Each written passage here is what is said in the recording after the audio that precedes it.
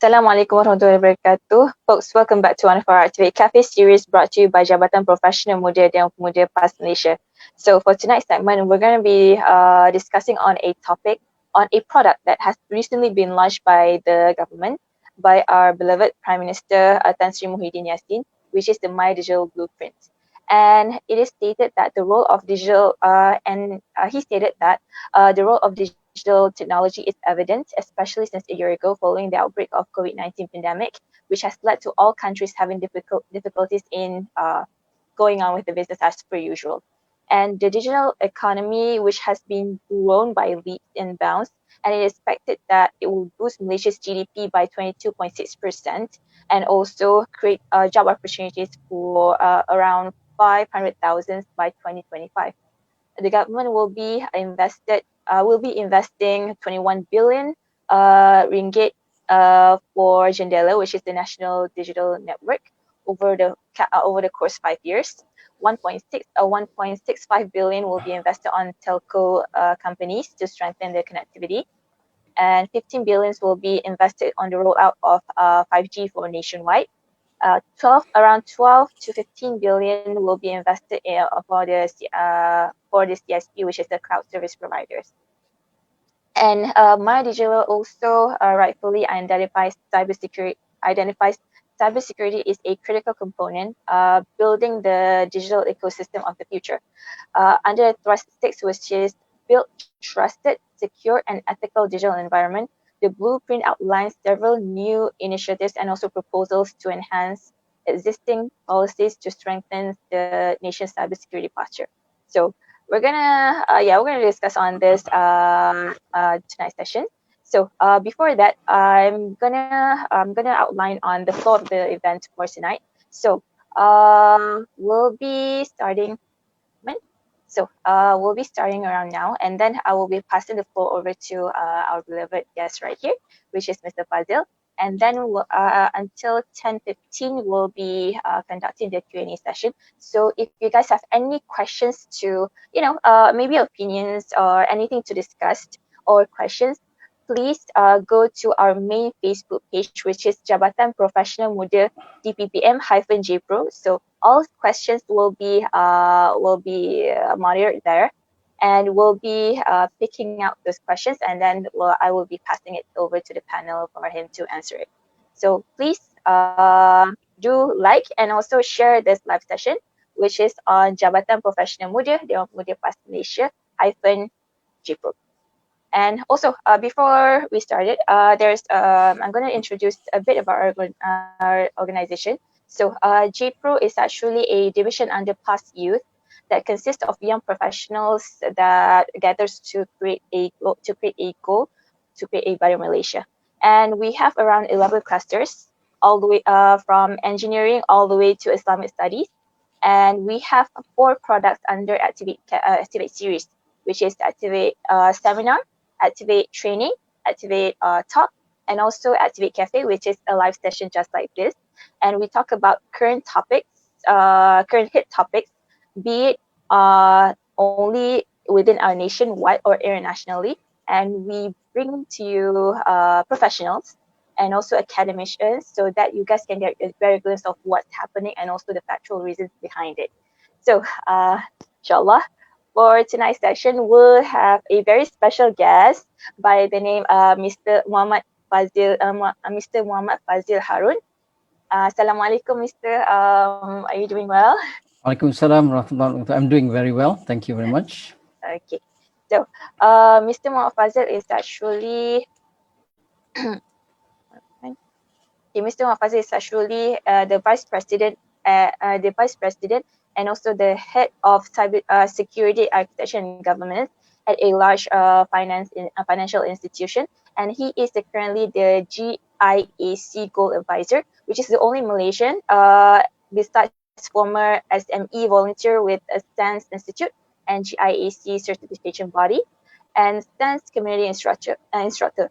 He is currently appointed as the panel of expert in digital forensics by Ministry of Human Resources, and a highly certified with GIAC GSAT, GCIA, GCIH, GCFA, GPEN, GCED, SSP MBA, GSISSP, and he is also an information security professional expert with more than 25 years of professional experience at a global Fortune of 100 enterprise level in a number of domains, IT, security. So when we're talking about, we brought a very legitimate professionals to talk about this current topic. We're not kidding around, y'all. So inshallah, um, so without further ado, before that, I'm gonna talk about the objectives of tonight. So, the objectives of tonight is to improve awareness of my digital initiative, and also the Malaysia Digital Economy Blueprint. Getting ready on the challenges and also the the pros and cons of the 5G technology, venturing the new economic possibilities with 5G technology, and also to encourage on information space for IT experts and also enthusiasts, just to share and discuss on this current topic. So, without further ado, I will pass the floor over to Mr. Muhammad Fazil. Inshallah, tafadhal. Thank you very much. Assalamualaikum warahmatullahi wabarakatuh. Alhamdulillah, Rabbil Alamin, wassalatu wassalamu ala asrafil anbiya wal mursalin, khatamin nabiyyin wa ala alihi wa sahbihi ajma'in, amma ba'd.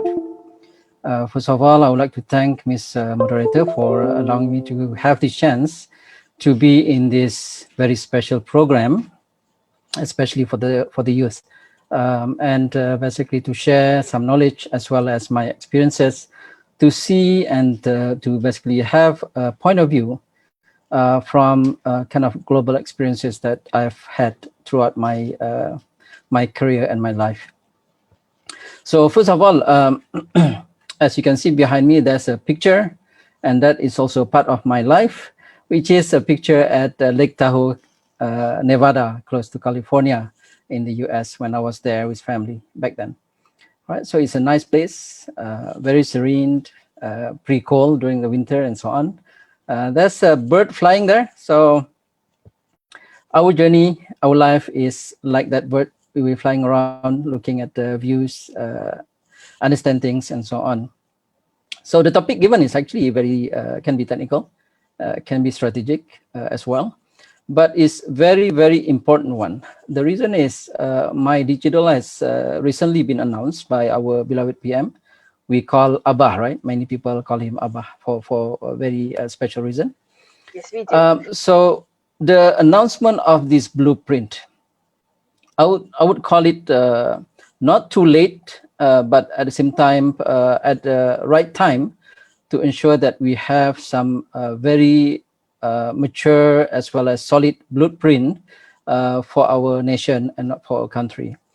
So that's a few things, a few important things we need to understand from that MyDigital initiative blueprint that's been announced. A few of those points. One is the enhancement of or digitizing of public data. So from papers and so on, right? All this data on papers, and then now will be digitized. That's first. Second is the cloud initiative. So the country is moving into a cloud where the initiative will enhance, I believe, the presence on cloud, with a few major cloud providers are included as part of that initiative, right? With one actually local, the other three are major global cloud providers. So that's two of them. The third one is about enhancing the communication, not just the back end, but also from the endpoint, which is the users. That's you, me, and everyone, right? That is the fourth one, if you look at from that perspective, is uploading or placing digitized data into cloud, right? It was mentioned as part of that initiative. So I would like to talk about these four from the perspective of security. Throughout my experiences for the last 25 plus years in the area of IT security, cyber security, you name it, whatever, including investigation, digital forensics, cyber threat intelligence, architecture, So you name it. So from the security domain, right, there's a total of 8 as part of CISP certification. They divide all security domain into 8. Previously was 10. So out of these 8, one of them is in software development. So you got multiple type of security controls for software development, including the basically code security SDLC and so on. I do not want to touch the technical part, but I think for basically the for the discussion for tonight, we will talk about these 4 areas that I mentioned. Back then, back 20 plus years, almost 30 years ago, um, that the new generation or Y gen never seen before. I used to download 1 megabyte picture, took me 3 hours to download before I can see the picture that I downloaded. Most of the discussion on Usenet, where it's all text, it's all in the Unix command. All right, so I believe many people are not even exposed to that nowadays. So with that kind of connectivity, with only 2400 baud, 9600 baud, later on 14.4 kilobit per second, and move up 28.8 kilobit per second through dial-up, and then move up to 56.k dial-up, and then move into ISDN and so on.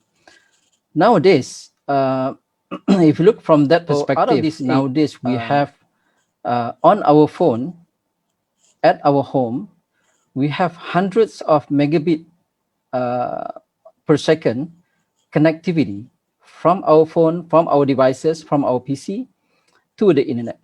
It's totally, I would say, totally different, right? Totally different. We got a lot of things we can do. So with the introduction as part of the communication enhancement, we will have 5Gs. What does it do to us actually? 5Gs. We have 4Gs up to now, and we got maybe up to 100. Sometimes I got 150, 160 megabit from my home, from my phone myself, right? With 5Gs, it's totally changed the speed, right? Without fiber connection, without any Cat5, basically network cable, we can have gigabit connection, which usually is only available at the back end for service providers, enterprise companies, and so on, right? But now we will have that speed at our fingertips. What's the impact, right? Previously, with that kind of connectivities, many times, if I recall, enterprise connectivity to internet with E1, 1.5 megabit per second, we got T3, which is about 44 megabit per second and so on. But now we got gigabit at our fingertips. So with those connection, you can do a lot of good things, as well as you can do or get a lot of bad things. Yes. What happened is, previously you are at the endpoint behind firewall, behind slow connection. So nobody want to scan your device. With that connection, your device will be scanned live every day, every minute, could be every second, because you are part of high-speed connection on the internet. Many There's a people don't understand possibility. that. Oh, Good example is a few years back, we got a botnet called Mirai botnet. Mirai botnet is one malware that actually infect and compromise embedded devices like CCTV, like your home routers, internet-facing routers, and all of these devices would be compromised. And then this botnet will use that devices. It's like a zombie, right? Where it can send a command to those devices that they took over, and then can use those devices to attack targeted that basically destined or basically intended to be the target or victim. At that particular time, about 2 years back, Mirai botnet actually introduced the highest bandwidth utilization of distributed denial service of attack, DDoS, where previously the attacks only at hundreds of gigabyte per second, right? However, Mirai introduced a new bandwidth utilization at terabyte. Terabyte. We're talking about terabyte, 1.2, if I'm not mistaken, of terabyte of data being sent to the victim. As a result, a number of services were offline at that time because of the Mirai botnet attack. That brings up a question why they targeted those embedded devices. Very simple answer. Most of devices you install and you forget, Oh, yeah. right? You install the devices, CCTV, and then your network components at home, and then you will forget. You will use it as long as it's working, but you don't even understand or even aware that potentially those devices already been compromised. The reason is, this is where actually, if you talk about MyDigital, where the security is one very critical foundation for us to be successful in MyDigital blueprint. We will need to harden or secure our backend, whatever services that we provide, the cloud services and so on. But at the same time, we need to come up with a plan to ensure people are aware about their responsibilities, as well as standalone personal devices are also up to date in terms of security patches and so on. All right, many times all these devices I mentioned, install and forget, they are updates for those devices. Potentially the vulnerability found by the vendor, and the patches or the updates are provided, but nobody knows about it because they do not know what's their responsibility on updating it, right? So most users actually do not know how to update. It's quite maybe technical a little bit here and there. So in order for us to have a successful MyDigital, endpoints must have some kind of auto updates. So for mobile devices, a number of OSs actually on your device, it has a configuration it will set to auto updates. So if your device basically will connect to the backend, the update server, and then found there's an updates, once there is what do you call a Wi-Fi connection or network connection, because otherwise your what do you call package, all right, your bandwidth will be utilized from your mobile, which is quite expensive. So it will basically auto update once you have a Wi-Fi connection. But with 5G, you can actually download that straight because it's a very high speed, and hopefully at that time, with 5G, the price, the bandwidth price would be much cheaper, right? So that is one. There must be some kind of automation to auto updates on devices, which is internet connected devices. That is one. If you look at what happened nowadays, there are a lot of personal data that has been compromised, right? It's uploaded here and there.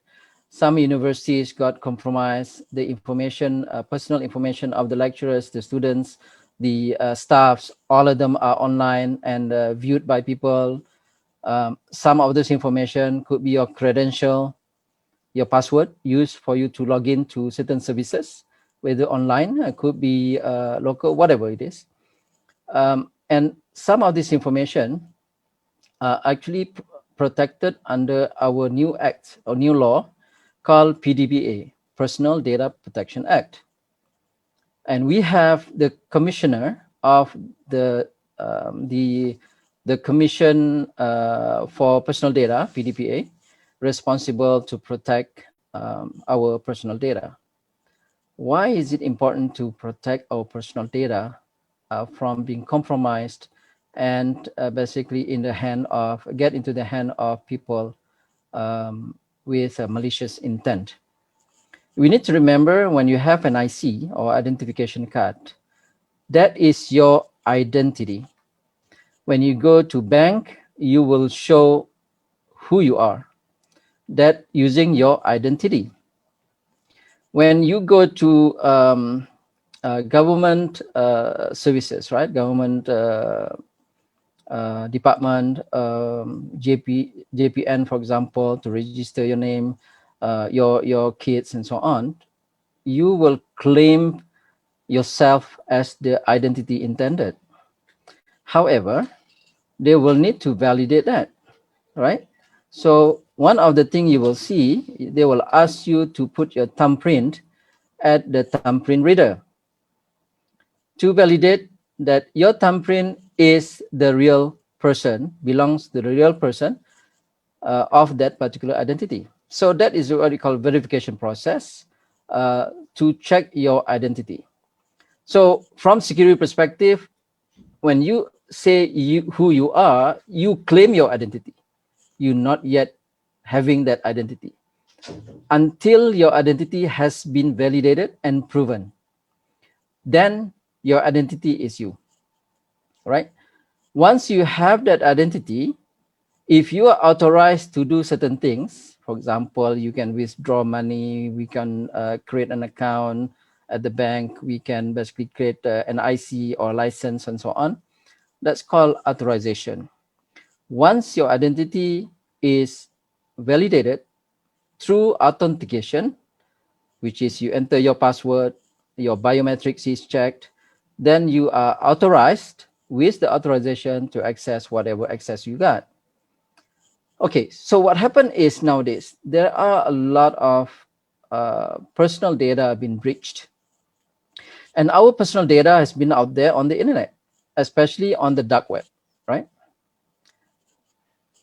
Many countries, like if we go to our nearby, our neighbor per se, Singapore, for example, they have personal data protection acts of their own, and they divided that into two.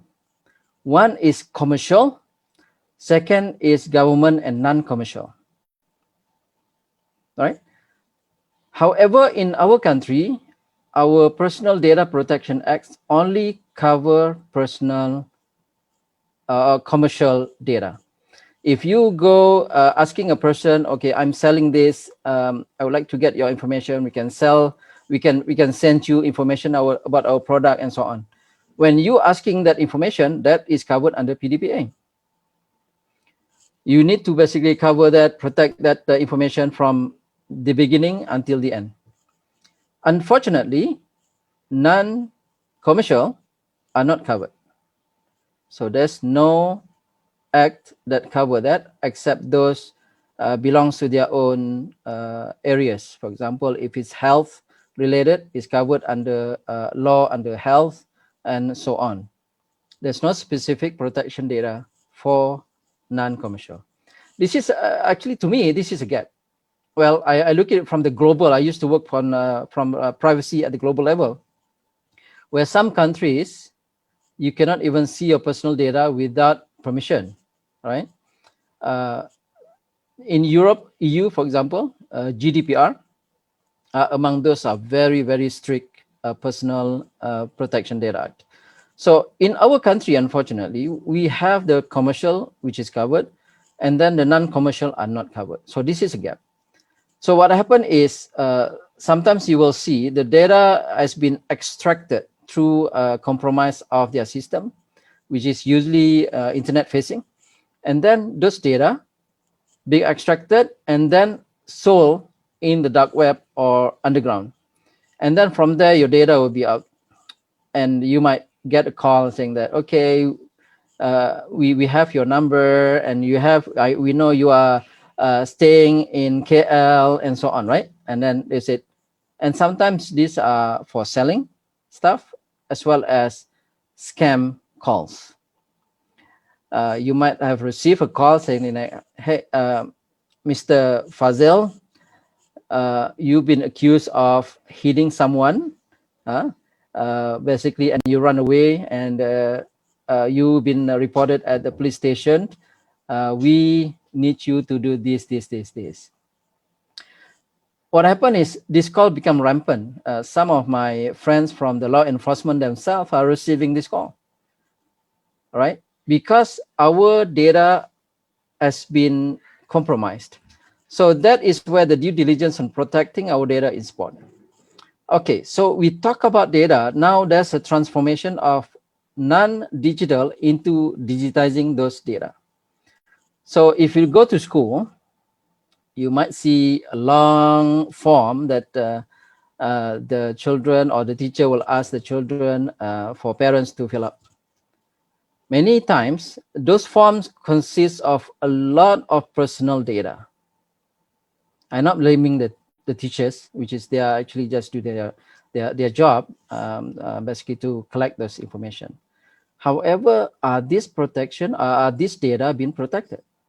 Many times, we got all this data on paper with, when we talk about personal data, it's actually involving PII, what we call personally identifiable information. Means beside your name, it has your phone number, your email address, your home address, all of that. Those are PII, personal identifiable information, that need to be protected, including your IC number, all of that. So what happened is, those data, are they protected or not? So you go to that flow, right? Data is being collected, and then it's compiled, and then it will be entered into the system. Where is that system? It could be at the school, could be the ministry's system, could be at the cloud. Depends, right? I do not know where that system at, but it has to be entered. Once it's entered, what happened to the paper? What do you think? So the paper could become nasi goreng wrapper, Yeah. potentially, right? It So can become anything. whoever get the nasi goreng or nasi lemak and will look, oh, this is okay. He lived there, here and there. All right. So the data is compromised. All right. There's no protection from end to end, from the what we call from the cradle to grave, where the data will be protected. So when we talk about digitizing this data, once they transfer that, there must be a way to basically demolish, or not demolish, but destroy this data. So the paper need to be shredded, burned, whatever, that it cannot be recovered. Then the data will be on the system. Now the data on the system must be protected, right? So if it's involving data, PII that's protected by the law and so on, you will need to look into encrypting the data with system controls to ensure that only legit people who have access to it can access, right? So there's a data governance and data protection from end to end that need to be looked at. So when we talk about digitizing data, we need to look at security as one of the pillar throughout the process end to end. All right. So when we talk about the next level, where the data now digitized and the data is uploaded to cloud, a number of times, if you look at the company's website, a number of websites are actually been protected, I would say, with minimal security controls and security measures. The reason is there's some cost involved with it. So if a number of times, if a system got compromised, they will just, what do you know the carpet, what's called the carpet, and just sweep that incident under the carpet and start over, right? Potentially, there could be, right? But how do they protect the data? So if let's say the system consisting data protected under PDPA in this case, how do they protect the data? There are certain requirements per PDPA. The data has to be protected. Whenever they're sharing that data, the purpose. So there's an end-to-end requirements with that. Are those requirements being fulfilled? That's a question, right? So a number of times when we look at basically a number of people are very enthusiastic talking about penetration testing. of security testing, find the loopholes, and then basically get those tests done as part of the requirements in building capabilities, building websites, building solution, and so on. But once they identify the vulnerability and loopholes, do they remediate and fix those issues? That's also another question. So where are the talent and the expertise to do all of that? To do the testing, one, you need to have the people who will know how to build the solution. And second, to test from security perspective to ensure that any loopholes, any shortcomings, or any vulnerabilities will be found. And third one, how to fix those vulnerabilities and issues before the system go live and available on the internet. So it requires a lot of remediation, security controls, security coding, testing at the code level, and so on. Those are among the security lifecycle per se that will be required. So if we look at the whole user base, our users in our countries, do they understand about all of this? Sometimes when they look at, they got a scam call, they would say, who's responsible for selling my data? Nobody knows because it's so scattered out there. There are news previously that some of our phone data has been compromised out there. There's cases where uh, companies' information has been compromised out there. Some government agencies also been compromised out there. So who actually remediating and ensuring that all this will not happen? Because what happened is once the data is stolen, very difficult to get it back. How do you get it back? Because somebody already have it, they copy that and send it to so person A got it, give it to person B give it to 10 people, so now we got 12 people, and then each 12 people send to another 10 people, that become, so it's become exponential, right? How can we find and delete all this data? It's almost impossible. It's impossible. So the first thing you need to do is to protect the data so that it will not get compromised and stolen. You have to do it from the beginning with the right thing, with the right capabilities to ensure that it will not get compromised. And if it's compromised, the data will be unusable. This is part of the security controls and requirements. So if, let's say, we have sensitive data, we need to either encrypt the data or we mask the data. So if we mask the data, for example, you got your IC number. So rather than your whole IC number will be seen, it's only the last 4 digits will be seen, for example, right? Or maybe here and there.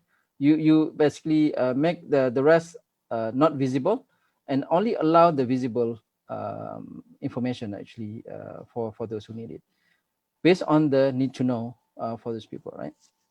So if you look at that, end users would be impacted with the 5Gs, with the cloud, right? With all of this MyDigital, end users would be groups that will be impacted the most. So every time you are actually turning on your phone is part of very high-speed internet endpoint, right? So that means you need to have security controls on your devices. How many of you are having antivirus, at minimum, antivirus running on your phone? The moderator is actually giving you some idea what it is, right? So you trust your device, but your device is actually connected directly to the internet with high speed. Even now, with the 4G, that is already very high speed enough for people who has the malicious intent to go and access your device. And then you look at your device, what's the content of your device? You will have your personal information, your daily, your banking, your career, your work, your, you name it, right? Almost all those information are on your device. So how do you protect your device? You have antivirus on your PC and your laptop. but you do not have antivirus on your mobile device. How is that possible, right? From that perspective, you know that. So you have to have some kind of concern that, hey, is my mobile device secure? The reason is, as we go into one of the topics covered by MyDigital, is towards um, digital economy, where in digital economy, everything is digitized, right? Previously, you need to do a transfer, you have to go to the branch, the bank, go to the branch, and then you fill up the form. Okay, I need to transfer this amount to whoever. And then you have the web online banking, where you just go to the web. Nowadays, we got the mobile apps, where you just, from your mobile device, you just basically do the transaction very, very quick, very, very easy. Remember, there's no antivirus on your mobile device. And you are doing all of this. And when you are actually doing online banking, even online banking, for example, you are using your mobile device as your second authentication. So you enter your username, password, and you try to transfer basically to a new account, right? Which is maybe you try to send your to your mother. Yeah. So when you try to send that, it will basically request, okay, there's a SMS received and asking you to enter the tag number, which is a 6 digit. That is what we call two-factor authentication, which is on top of your username and password. Now it require a number basically sent to your device. So if you look from security perspective, your username and password is what you know. And then the token or the tag number sent to your device is what you have. And sometimes there are some solution, mobile apps on your device that support biometrics, your thumbprint, your iris or your face recognition and so on. Where if it support biometrics, this is who you are. And then if it require GPS location to be enabled, they will detect you are at the door where you try to access or try to get in. When you put in your palm or you use your iris scan and so on, this is where you are. So in the process of authenticating, validating that you are the person who actually tried to access or make the transfer, especially in high, big number of transaction, then you want to basically ensure this is the person who actually, the valid person who actually own it and authorized to do it. So they will have to validate that, right? So enter username and password. Well, many times you might use the same password for so many things. Well, the moderator actually start looking at, oh, I got so many password which is the same. If one of those password got compromised and he forgot to change the rest, we talked about the compromise earlier, right? So you got the idea, right? So one target is there, which is the moderator. So password can easily stolen. So for website or solution services out there, a number of times when you subscribe to something, name it Twitter, LinkedIn, Facebook, and so on, all of those, sometimes they have an incident where they got compromised. If they got compromised, the password will be stolen. And the password would be compiled in what we call a cumulative password. They put it into a botnet, and the botnet will try to access using your username and password, and potentially all the password that has been stolen and harvested. So far there's a news about 1.2 billion of password has been stolen. And this password has been used as part of cracking access. Whatever the services that they're targeting, they will use that password and try to log in as if that's you. So if that's one, right? They will use those old password, because many times you are using the same password with variation. So if you name it as JPro today, right? and then tomorrow you change it to JPro to day one, and then the months later JPro to day three, and so on. So the botnet and password cracker, they have the intelligence per se as part of the solution. I don't call it solution per se. Actually, this is a malicious. If you use it for good things to test system, it's good. But if you use it unauthorized, that's not good, right? So it has those basically logics that will do those what you think, imitating your thinking of how you create the password. So if the password has been stolen, and it basically will use that password, what we call a hybrid attack, hybrid cracking, it will try to use a different type of. So, for example, if you call it JPro today, JPro 0 day, right? The T, the O you might change to 0, and then the A you change it to alias. It's quite common, isn't it? Well, that kind of, I would say, language per se, that's coming from the attackers themselves. They like to do that, and we are imitating. So it's very simple, isn't it? So you can create in the cracker, password cracker, into the hybrid, so that if you see A, try alias. If you see 0, uh, try O, small o, big O, and so on. So they got this hybrid. So that is the problem with a password, right?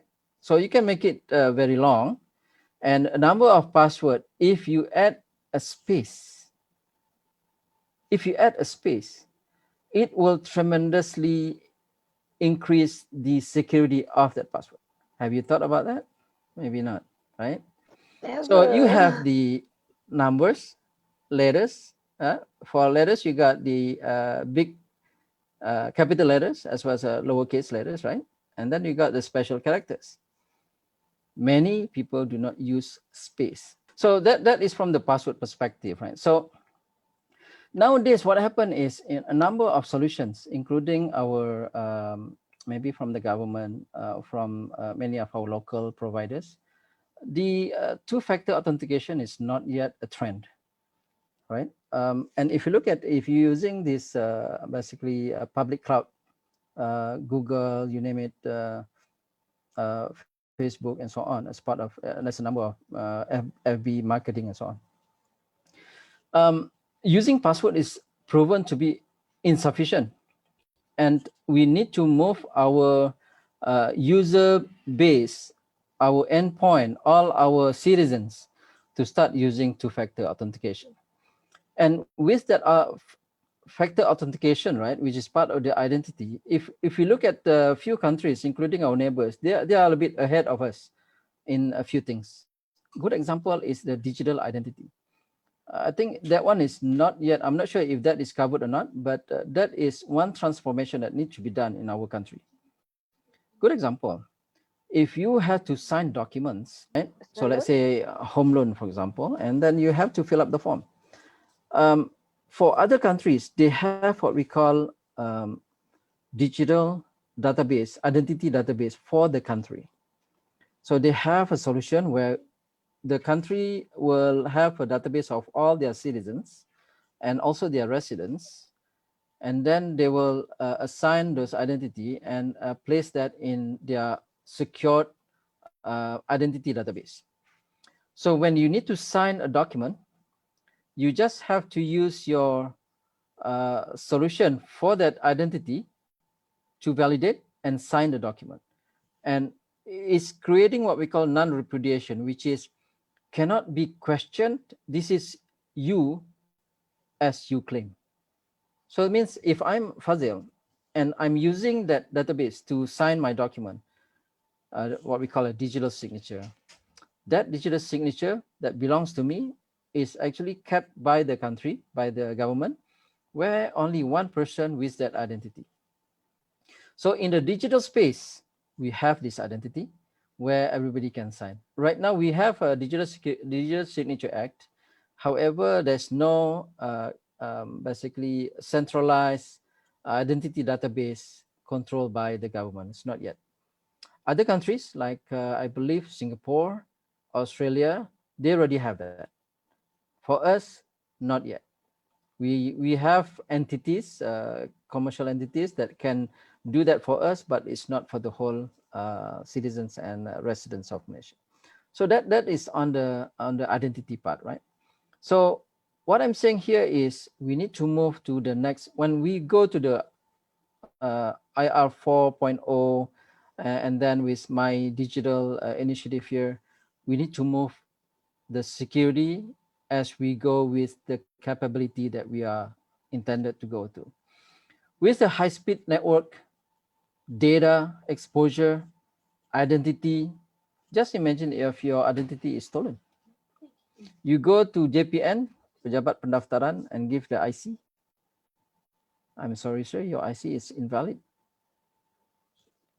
I claim Fazil, but actually you are not this person. This person is somebody else. So if your identity is stolen, especially in the digital space, very difficult to claim your identity.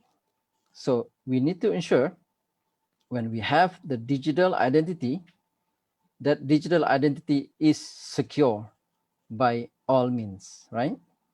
That is very, very important that we need to look into that and a number of things.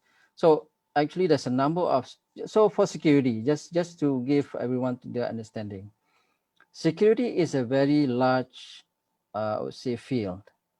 We talk about operation security, we talk about software security, we talk about network security, data security, and so on. Actually, in reality, you just put one terminology, you add security behind that, which covers almost everything. We talk about medical, you need to secure all the medical information. You talk about transportation, you need to ensure there's security behind that. Everything, isn't it? So that's a big scope for security that needs to be looked at. All ministries will require that to protect the information. Transport, for example, for transportation. Maybe if you watch Hollywood movies, you'll see some attack where the attackers are basically compromising the systems, right? The control systems, what they call ICS, industry control systems. With ICS, we have the IoTs, which is a smaller one, interconnected, and then they are connected through the internet, where it can be controlled, can be anything, almost anything. The prediction is at our home later on, we will have a lot of IoTs. Good example is smart home, already there, right? For example, it's a little bit more expensive right now, but the POC and some of the elite kind of house already have it. We talk about at home, as you enter the home, the light will be automatically on. It's motion detected, it's detected as you, and then it will check whether you have food in the fridge or not. It will start heating your food before you go to the kitchen. So it will detect you feel hungry, so you go to kitchen. So it detect you're going to kitchen. It will start basically taking some of the food, maybe your favorite. They know what's your favorite. Put it into microwave, heat it up. The coffee is been made, and then once you get to the kitchen, maybe the chair will come to you and basically place behind you, and you just have to sit. Well, well, you can think whatever, right?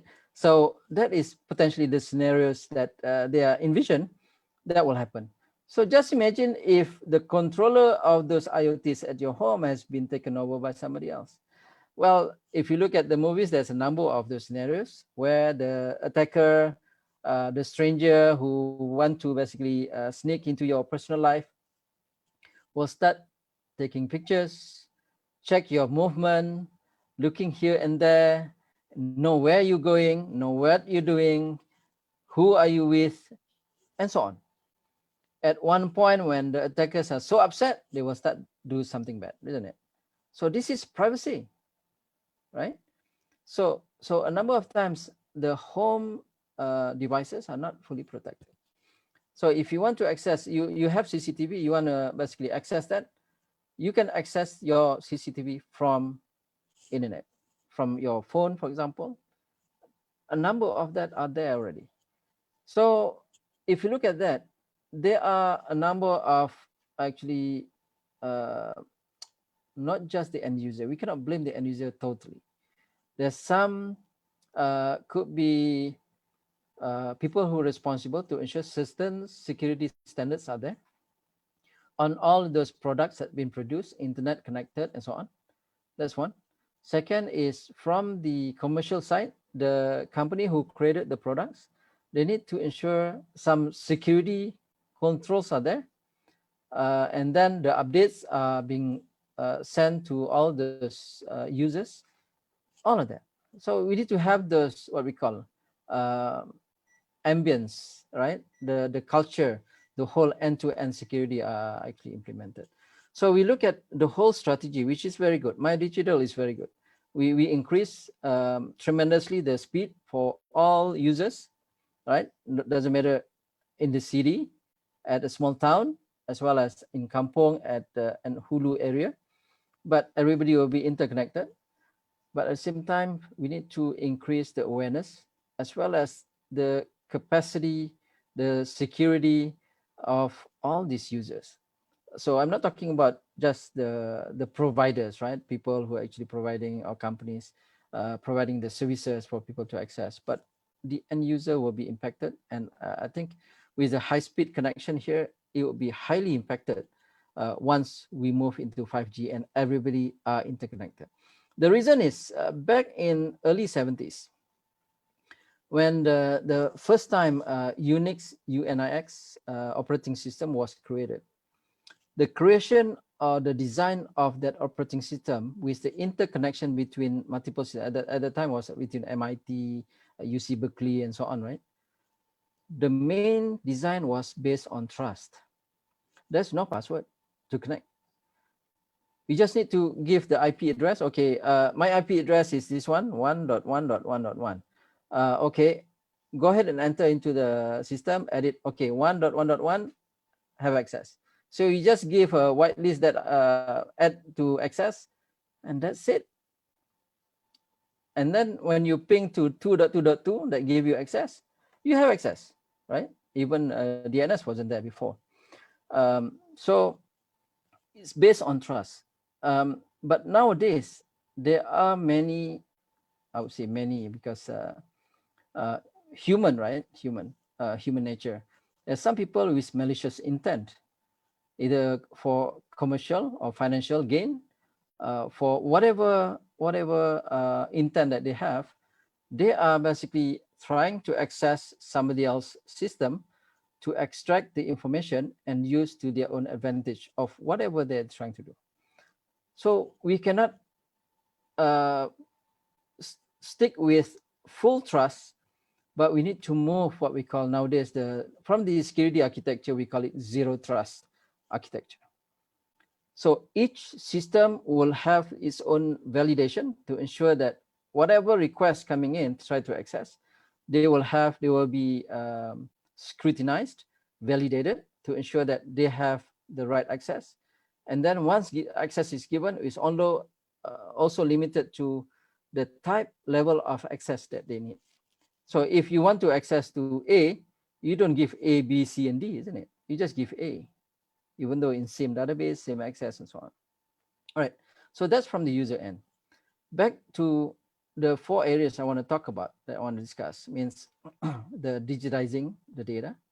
Second is increasing the speed communication from whatever we got to 5Gs throughout the country.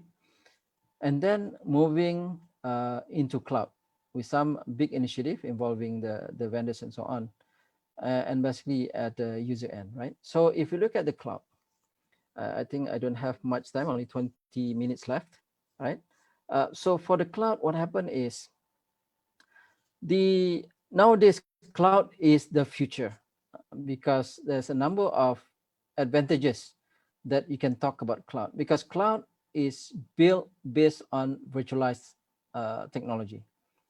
Virtualization technology allow you to do a lot of things, right? So for those who've never seen what is virtualized technology, um, good example, your PC. If your PC is running Windows, you cannot run any other Windows, or you cannot run any other operating system. Nowadays, learning and understanding Linux, for example, for students, professional as well, understanding and able to run Linux is important, right? So Linux is another operating system similar to Unix operating system, not Windows. So if you have your Windows system running on your PC, there's no way for you to run other operating system except having multi-boot and so on. With having the virtualized software or technology, you can run multiple OSs on the same PC that you got. I used to run basically Windows on my main PC or main laptop. I got other version of Windows for my own testing. Windows XP I still have it. Windows 2000 I still have it. Windows, of course, Windows 10, Windows 7, and so on. And Is then it for in Virtual Linux, Desktop? virtual desktop is one of those solution, I would say, but that's not the only one, right? Virtual desktop is one of them. So once you able to run multiple OSs, just imagine in the cloud environment, you use a very large capacity server that has everything is virtualized. Now, even network is software defined. It's virtualized. You talk about network switches, it's also virtualized. You talk about routers, it's also run as virtualized. So it's run as image that run on a space of memory where you can do a lot of things. And it's all fully functional as if that is the physical thing. So on the cloud, what happened is everything is virtualized. You can expand if you, let's say if you have one server, what we call server, when you call server on the physical world, that is called instance, which is server that's run on a virtual environment. So the instances will run and you can basically just copy and so you create one image of that operating system where you have the solution running and so on. So if you have a physical server, you have one server, you run that server, and let's say, tomorrow we are out of capacity, we need to add 10 more servers. How long do you think it will take for you to get 10 servers and then add to the current environment? You need to do the purchase order, you need to basically whatever, right? And have it shipped, installed, and so on. Usually will take months in order for you to get additional 10 servers. So either you have to predict what you need and purchase basically proactively, which is usually using basically going through the purchase process is quite difficult because it involves money, right? Money that you don't use. You're buying something that you don't use yet, which is very difficult to justify. But in the cloud, which is the virtualized environment, you have the main operating system with solution that you got, and then you run one server, we call it one instance. Seems like the load is increasing, and you can automate that load so that it will increase as the demand at that particular time. Automatically, it will increase. So if at one point it require 10 servers, it will automatically add 10 more instances. If you require 10,000 servers, it will basically increase that 10,000 instances almost real time, right? So if it is an excellent moving into cloud. However, cloud brings its own complication in terms of security, and it can be very complex. Good example is the layer of access control. It's layer and layer and layer. You need to basically define that on your own, and you need to ensure you have a good plan, right? A good example, AWS. They separate the instances, they separate the CPU, they separate the data. Data is at the S3, right? If you want to use, so for those who don't understand, that's a little bit technical to say. But the key is they separate the function of a computer into its own functions or separate services where you can pull the services and add the capacity that you need. And it can scale. So they have the whole environment in virtualized, and you share that with other people. So if those people using less, you can use more, right? So with that, there's a lot of flexibility, but it brings security complexity. Since the data is on the same virtualized environment, you share with other people, you need to make sure your data is secure. How you do that? That's a tough question actually. So you have to start asking how you do this, how you do that, and for that you there's a certain standard and can you can use it as a guide like ISO 27017. It talk about the cloud security as your foundation is not the whole thing, not fully I would say deep, but it gives you the full picture that you can use it as your guide in order for you to ensure the security are addressed. So talking about cloud, with with the providers that we talk about under MyDigital, right?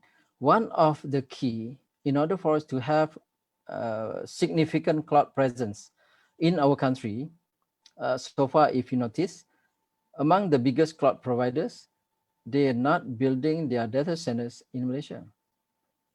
They go left and right at our neighbors. To tell you, like AWS, they have it in Singapore, Australia, Hong Kong. Why not Malaysia? Google Cloud, do they have it in Malaysia?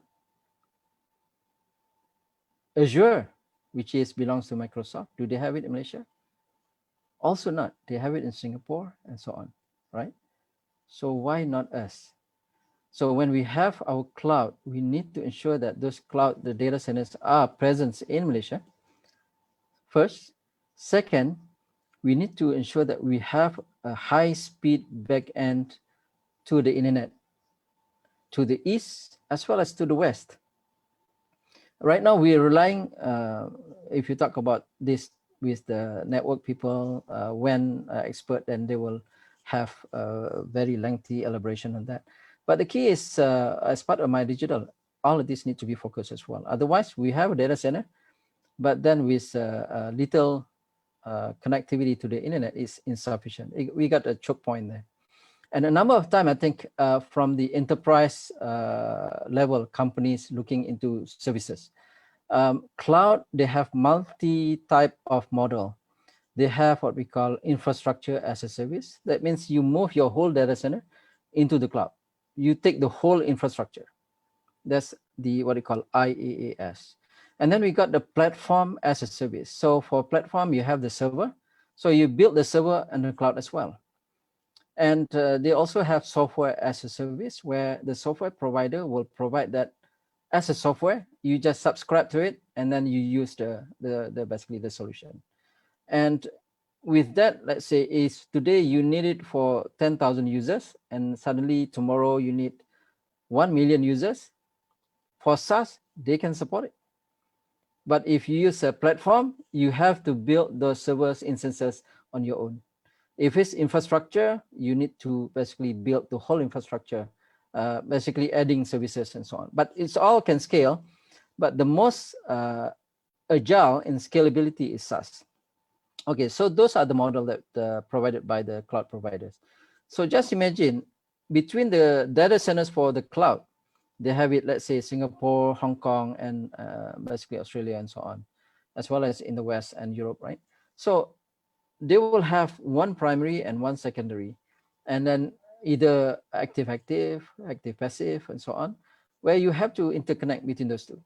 Every data that's uploaded to DC in one, DC1 or primary that you selected, it will also copy it to the secondary, right, as a backup. And basically, so just imagine if you have petabyte, exabyte of data in the data center that built in Malaysia. And then let's say you have another one, let's say in Sabah or Sarawak, right? So you have two redundant places. But the link is very, very small. How can we copy that? Or let's say we have it in Malaysia and the other one is in Hong Kong. How can we copy the data, right? So when we talk about the high-speed connectivity, we need to look at end-to-end, not just the user, the services in countries, as well as the connectivity to the world, right? So that's something I think is still we are still lacking on that one. That hopefully the government can look into that and basically improve.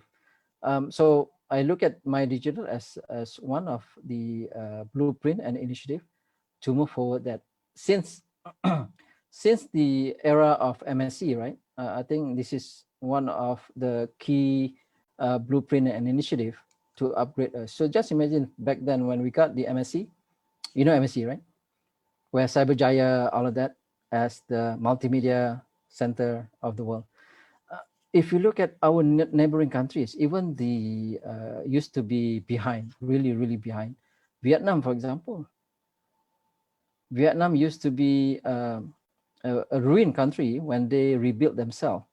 Nowadays, their end user internet connection are even faster than us, even faster than us. Just to tell you the truth, when I moved using the provider that we got for fiber connection, I moved to new home. There's no fiber in that house because the ports are full.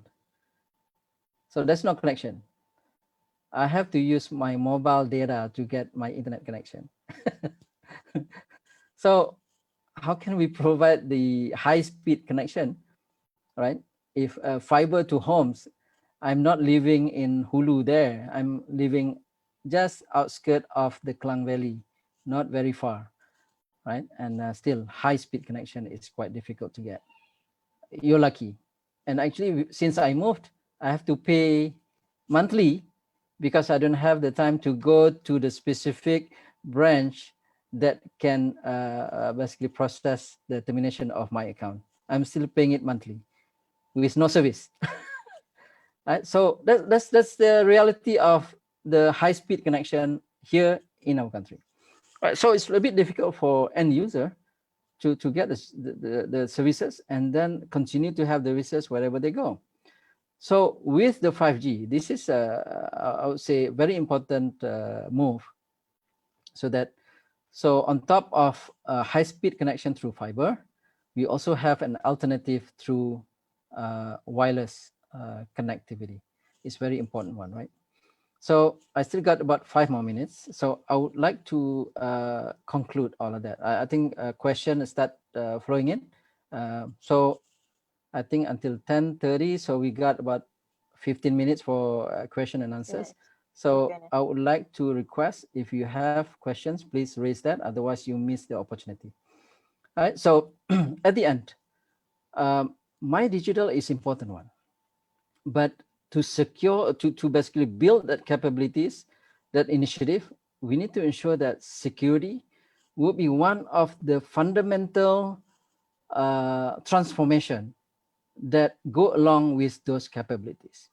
Not enough moving to cloud, not enough increase to the very high speed connectivity, but it must go along with the security awareness, security controls and services for not just the end users, also for these providers, as well as the data must be protected. My recommendation is data protection acts need to evolve and go beyond the commercial, where other type of data, whether it's in government, basically NGOs and whoever they are, there is basically a good understanding, responsible understanding that everybody has to protect data whenever they are accountable, when they are entrusted with those data. Some people, they look at data as opportunity. They can brag about they have this type of data and so on. But to me, it's very important to have the understanding, hey, having the data, it comes with responsibilities. And we need to hold these people accountable to ensure that those data are protected, right? So they need to have full control from end to end to ensure the data are protected. So in conclusion, I would basically suggest everyone, so academician, professionals, students, and so on, start learn about data privacy. Start learn about how to protect your data. Start learn on how to secure your systems, your application. We need to embed security coding, for example, into all our programming and software development, basically courses, as well as software development in basically in any vendors or any capacity. If you're developing applications, develop securely, so that at the end you will provide the right solution for everyone with security in mind. Okay, with that, I would like to end my first phase before we go to QA. Go back to moderator. Thank you very much. Thank you so much, Mr. Fazil, for the very lengthy explanation. And actually, um, it hit it hit me in so many points because because when we are doing this live, you can definitely see my position there as an IT support specialist. But there's certain things that I didn't do right, basically regarding the passwords and everything. So yeah, kind of hit me hard on that part though. And I believe it didn't affect me as well, but also you, the viewers, you guys, the viewers. And please take note uh,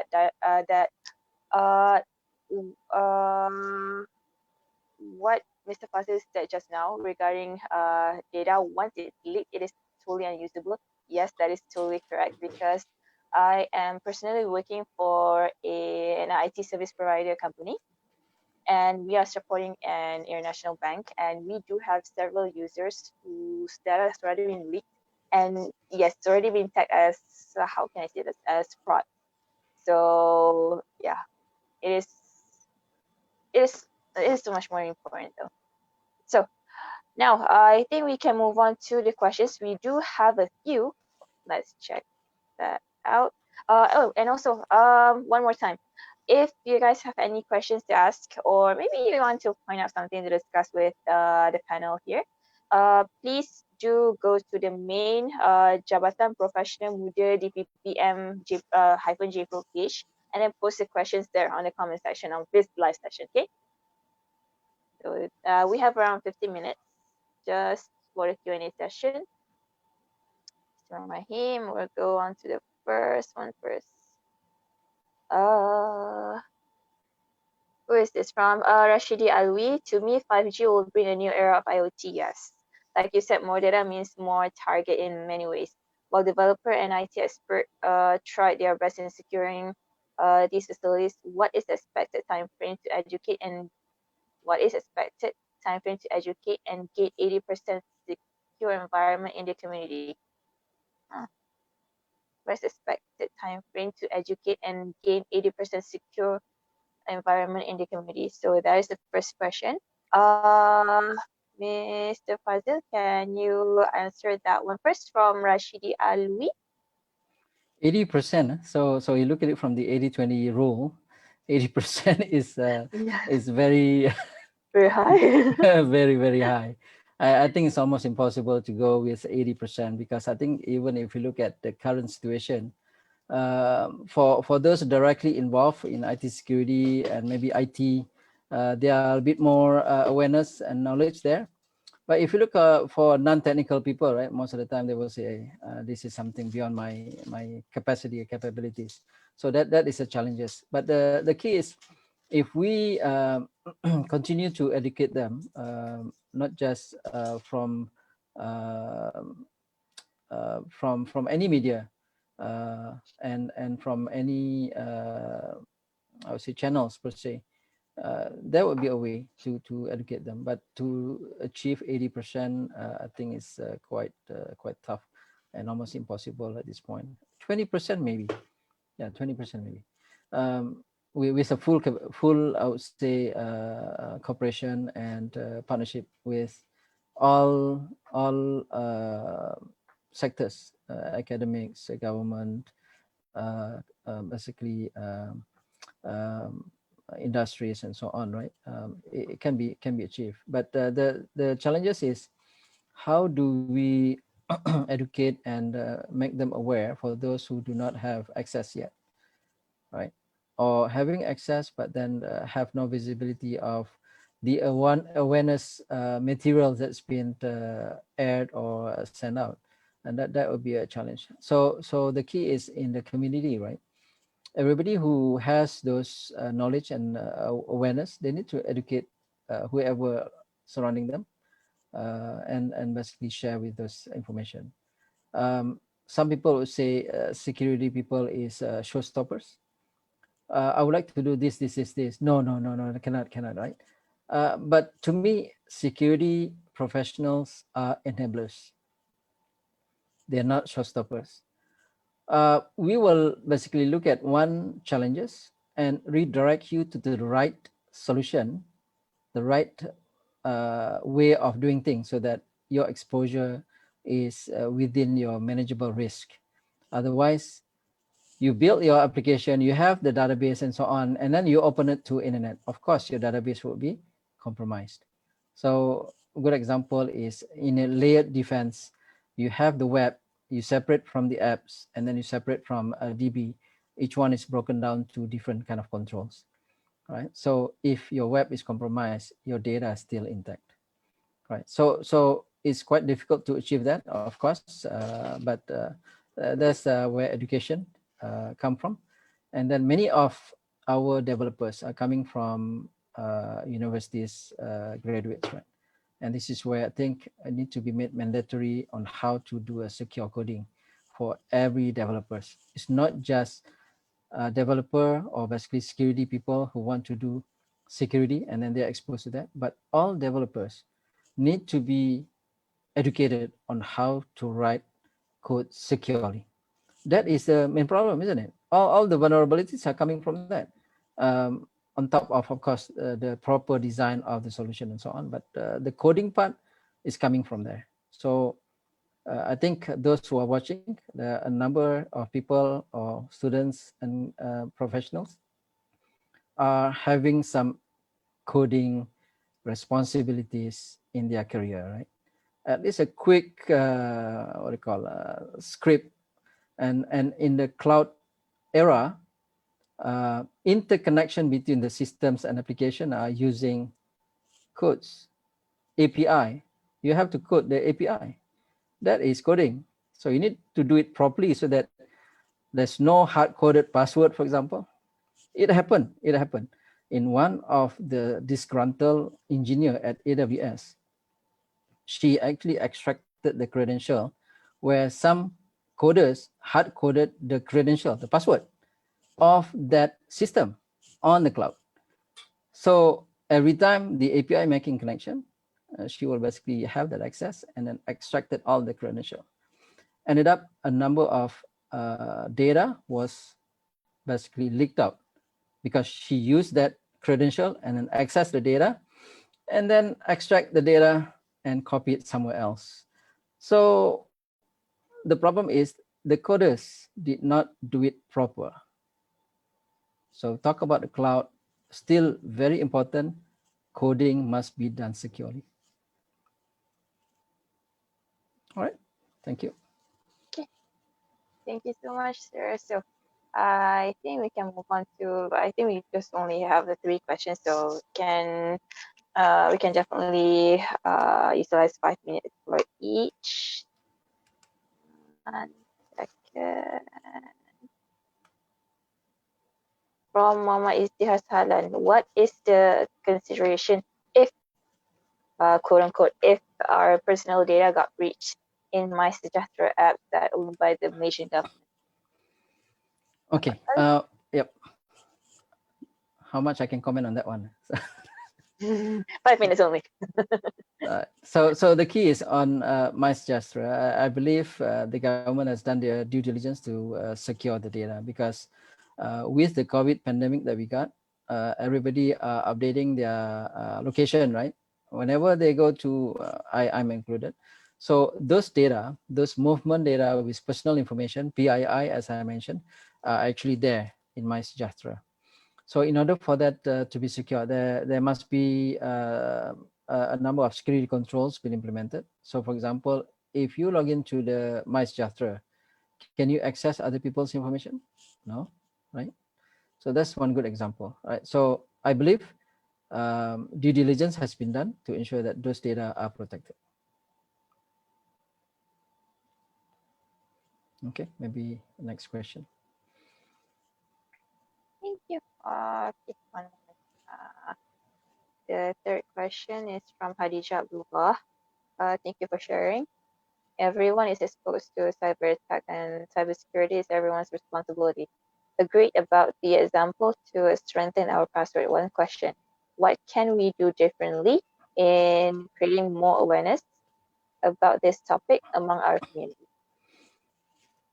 All right, so we need to move from actually from the solution providers.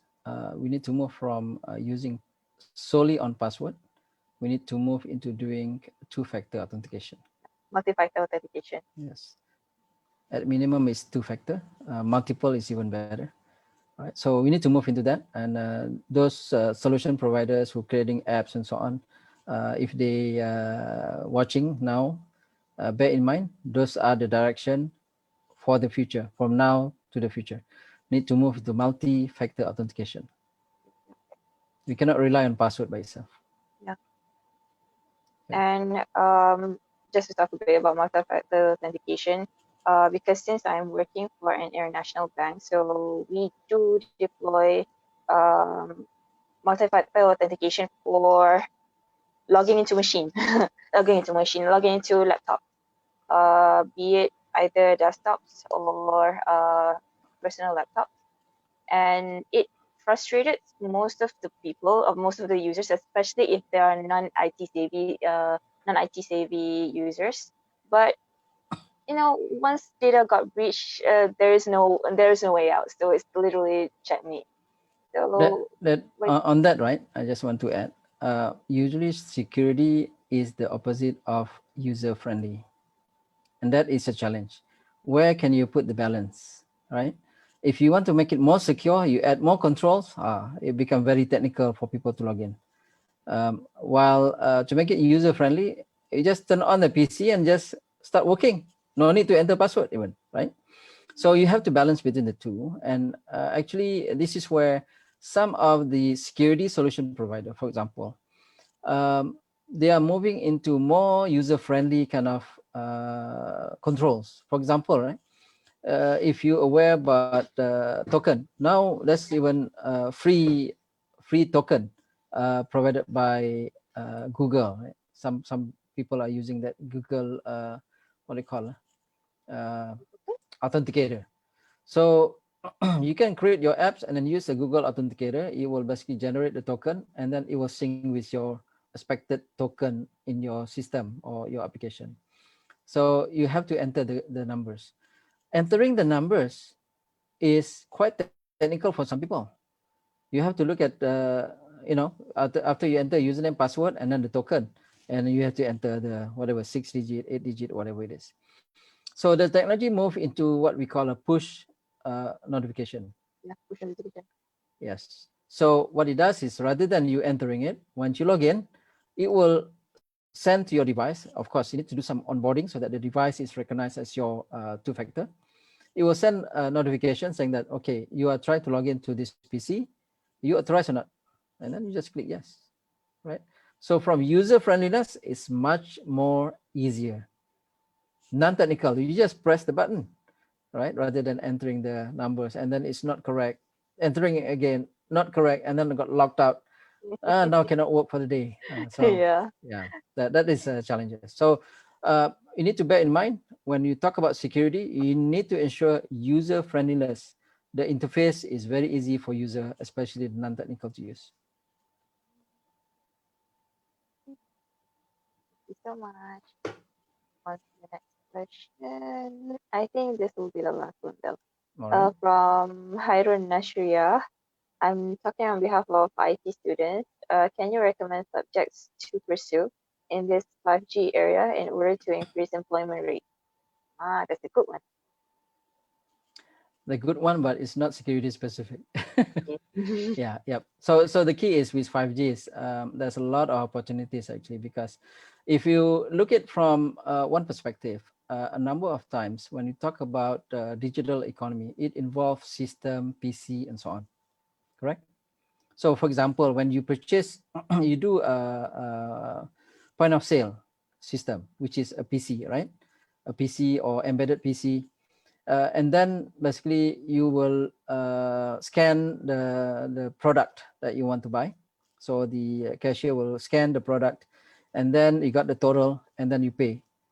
So if it's in digital, how do you pay using cash, right? So you need to have one type of payment, either using cards, using debit, transfers, and so on. If you go to small, what do you call, small pop and what do you call it, pop and mom shops, a small one, right?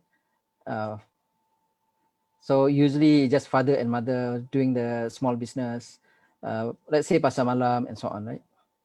Right. So if we want to have like a merchant device to read, so just imagine you go to pasar malam and you just bring a card and you pay using the card. How can you do that? They don't have the card reader to do the merchant point of sale, right? To do the payment. They don't have it. So nowadays they move into device where with this high speed connection with the 5Gs, 4G already done. So 5Gs is even better, where they will run the basically the merchant software, where the phone can become a merchant point of sale. It can read credit card payment. It can do the QR code kind of payment, all of that. So you can just tap to the mobile device belongs to the pasar malam seller, and then they will make the transaction using their phone. Nowadays, we talk about the user who's making their phone by QR code and so on. But moving forward, the merchant themselves will use their phone as part of the payment. It's already there. Some countries already implementing it. So the phone become, what do you call, your digital identity, your digital economy, your digital business, all of them are on your phone. It brings the importance of how secure is your phone. A number of times your phone is stolen, potentially, right? So just imagine if your phone, you use it for your business, for your transactions, for your banking, for your day-to-day life, and you lost that device. You need to ensure that you have some security measures, right? Some of the security measures are actually security controls are actually only for enterprise. A good example, mobile device MDM, mobile device management, with mobile device security. These controls are actually nowadays only for enterprise. You purchase that from the solution provider, you install it, and then the agent will be installed on your device. If your phone is stolen, it can remotely wipe and delete all the data on your phone. That's one example. For end users, we don't have that solution yet, right? This is an opportunity. It's a challenge as well as opportunities. We can subscribe, buy the application, and install antivirus, but the mobile device management and security, we don't have it. End users don't have it. Only for enterprise mobile devices, they have this protection. So as we go with digital economy, we need to ensure that the end users are not behind in security capabilities, right? That's an important point. Okay, hopefully that answers the question. Yeah, true. Totally agree with that. And I think that should be it for tonight, for this evening. Thank you so much for the lengthy and also very how can I say this? I'm utterly speechless right now. In depth, Because potentially. what is it? In depth. Yeah, very, very in-depth explanations, and it hit the point very hard though, even though I'm one of part of the IT team. So yeah, hopefully it can benefit all of us, not only me, not only the viewers, and also your friends and family as well, because true to what Mr. Fazil has already told us just now, even though we have such, even though the developers has already the tightest, highest securities and the most advanced infrastructure, but if user N hasn't been educated well, didn't know that much about security, still these things gonna happen.